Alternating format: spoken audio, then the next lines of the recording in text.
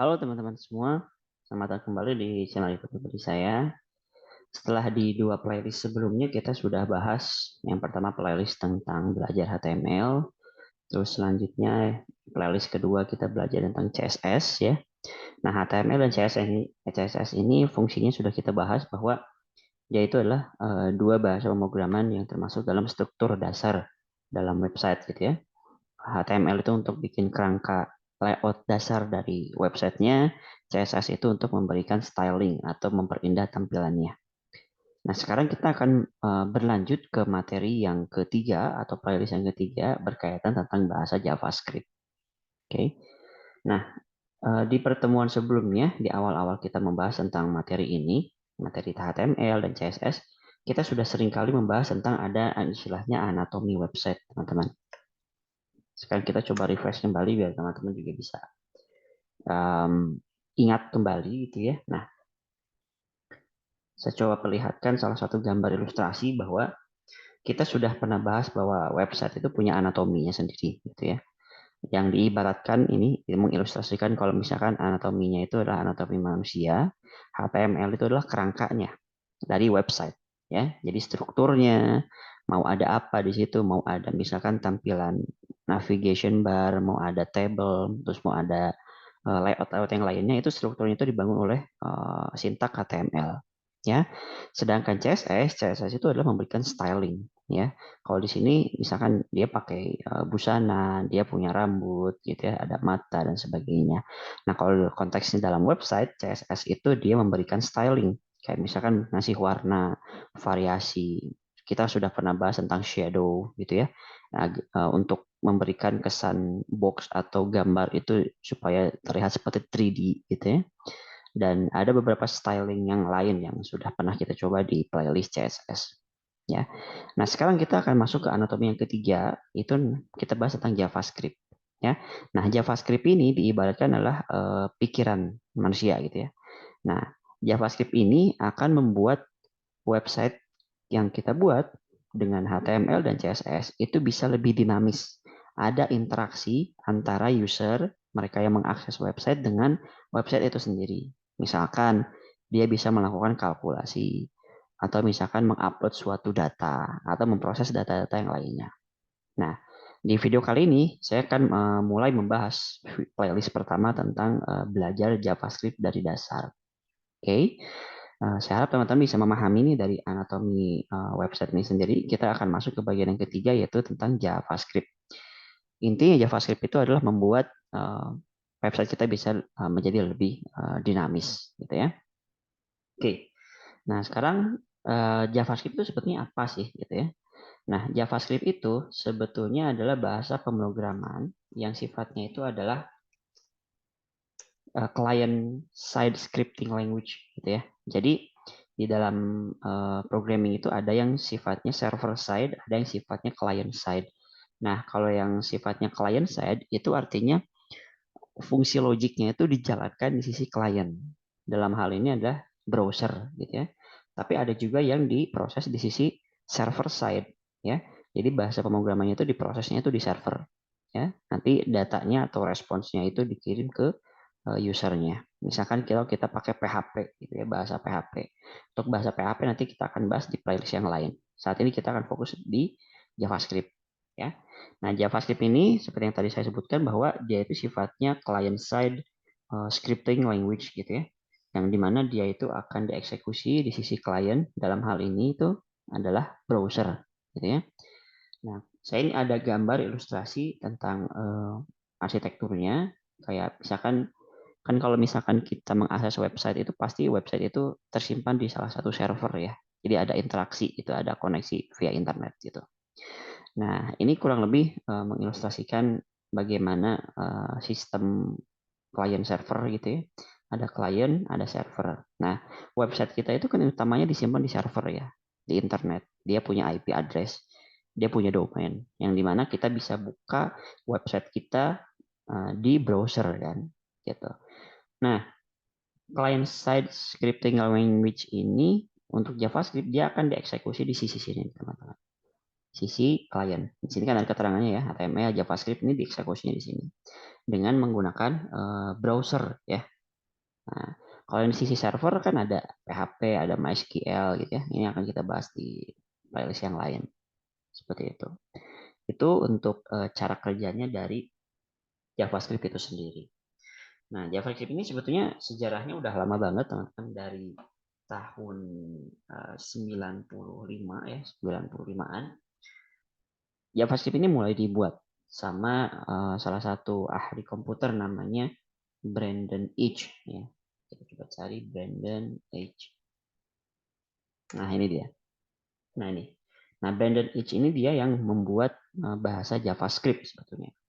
Nah, dia itu kerjanya dulu di Netspace ya, teman-teman. Kalau misalnya ada teman-teman familiar dengan istilah aplikasi Netspace, nah dia tuh kerja di situ gitu. Nah, awalnya JavaScript ini sebetulnya namanya bukan JavaScript, tapi LiveScript ya. Sampai akhirnya berkembang terus gitu ya. Terus komunitasnya juga mulai banyak, dan yang mengembangkannya juga bukan dia sendiri, ada tim lagi ya. Jadi dengan JavaScript itu berkembang terus, akhirnya berubah namanya menjadi JavaScript ya. Nah, selain sejarah tersebut, sebetulnya ada isu. Isunya itu dalam artian ada banyak orang menyebutkan bahwa bahasa JavaScript dengan bahasa Java itu sama gitu ya. Nah, karena mungkin depannya ada nama-nama Java-nya gitu ya. Sedangkan ini berbeda. Nah, buat teman-teman kalau misalkan nggak tahu dengan bahasa Java, itu bisa kerjanya di sini Java. Nah, ini Java itu simbolnya gini, ada kayak cangkir teh gitu ya. Nah, ini sebetulnya tidak sama dengan JavaScript.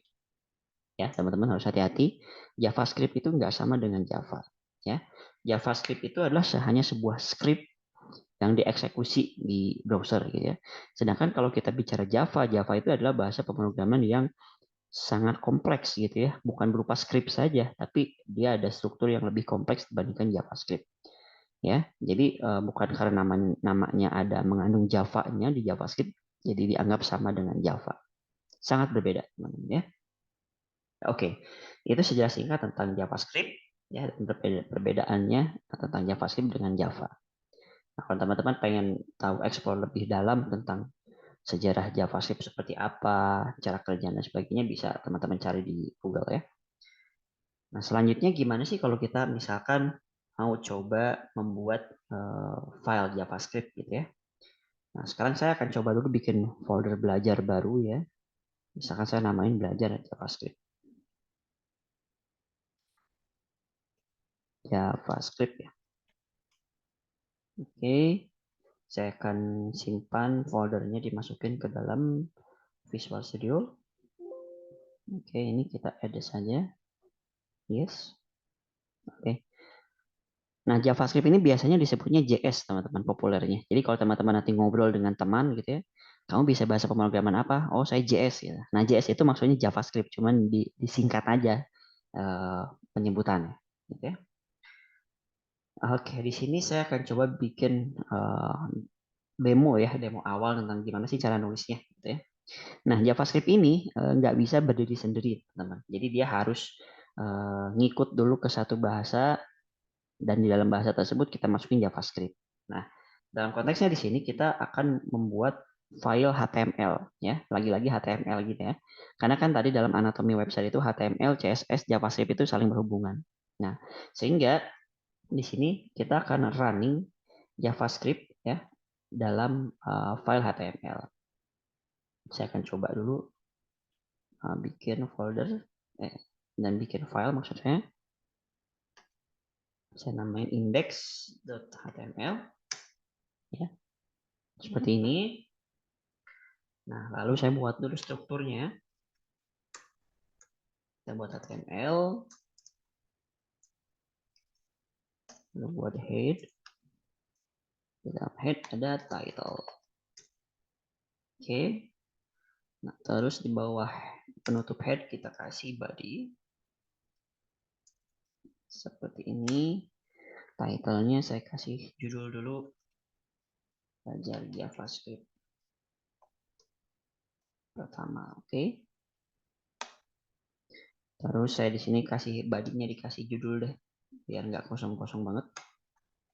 Belajar JavaScript pertama. Oke ya. Nah, sekarang kita coba jalankan dulu di browser. Saya masukin ke browser saya biar bisa dieksekusi. Oke, file HTML-nya udah jalan ya. Nah, sekarang kita akan mulai, saya kasih contoh ya, penulisan JavaScript sederhana seperti apa. Jadi seperti yang tadi saya sebutkan bahwa JavaScript itu dia tidak bisa berdiri sendiri. Dia harus ikut ke salah satu bahasa dimasukin ke dalam sini. Dalam konteks ini saya akan coba dalam HTML ya, kita masukin ada script JavaScript ya. Nah, caranya saya akan nulis JavaScript-nya inline saja, internal gitu ya. Jadi caranya itu teman-teman seperti CSS. Jadi kita bisa saja menulis JavaScript-nya di dalam file HTML yang sama, atau kita manggil file JavaScript di luar gitu ya. Jadi kita punya ada JavaScript terpisah, kita panggillah di sini gitu ya. Nah, bisa jadi dengan cara seperti itu. Nah, cuman kalau di sini saya akan coba internal saja. Nah, sehingga caranya adalah di bawah title ini, kalau misalkan waktu pas CSS itu kan kita pakai style gini ya. Nah, gini kan. Nah, kalau misalkan untuk JavaScript, ini berbeda. Tag-nya adalah, kita bukanya adalah script. Ya, seperti ini. Tutup. Ya. Oke, ada penutupnya juga. Jangan lupa. Terus, kita lanjutkan dulu nih. Kita kasih keterangan. Type-nya ini, type script-nya apa gitu ya. Nah, type-nya berupa apa? Ini adalah penulisannya teks dalam garis miring gitu ya. Terus tulis JavaScript. Seperti ini ya. Nah, ini yang menandakan bahwa nanti script JavaScript kita tuh akan ditulisnya di sini, di antara script tag script pembuka dan tag script penutup. Jangan lupa dikasih keterangan. Ini adalah tipenya, type adalah teks JavaScript. Oke. Nah, sekarang saya akan kasih contoh JavaScript pertama lah ya. Misalkan saya pengen bikin alert ya, alert, tulisannya salah, alert seperti ini dalam kurung. Nah, di sini misalkan saya tulis ayo belajar JavaScript. Oke ya, seperti ini. Nah, dalam fungsi ini sebetulnya saya mau bikin biar di browser ini tuh bisa menunjukkan atau menampilkan alert atau pop-up ya. Nah, pop-up-nya itu teksnya itu isinya adalah ayo belajar JavaScript. Oke, ini saya udah buat. Nanti kita akan belajar lebih dalam ya tentang alert itu apa, ada prompt dan lain sebagainya. Ini biar teman-teman kebayang aja cara nulisnya itu gimana. Makanya saya kasih contoh. Nah, kita kembali coba ke browser. Ini jangan lupa di save dulu. Kita masuk ke browser kita. Kita coba refresh ini ya. Refresh. Nah, ini dia. Ini yang disebut dengan alert atau pop-up. Nah, pop-up-nya kan memunculkan konten teks yang sama ya. Ayo belajar JavaScript. Seperti itu. Nah, dengan demikian berarti penulisan JavaScript kita itu udah benar gitu ya. Karena sintaks JavaScript yang di sini itu sudah bisa berhasil dieksekusi. Oke, begitu teman-teman ya. Sampai sini saya harap teman-teman bisa memahami tentang bagaimana cara penulisan JavaScript di HTML. Kita masih akan terus berlanjut dengan materi JavaScript yang lainnya dan masih banyak. Teman-teman tetap pantengin aja channel saya dan coba pelajari dari awal ya. Jangan langsung ke JavaScript. Kita belajar dulu HTML dan CSS gitu ya. Oke, sampai sini dulu perjumpaan kita di video kali ini, di materi kali ini tentang pengenalan JavaScript. Sampai bertemu kembali di materi dan video berikutnya.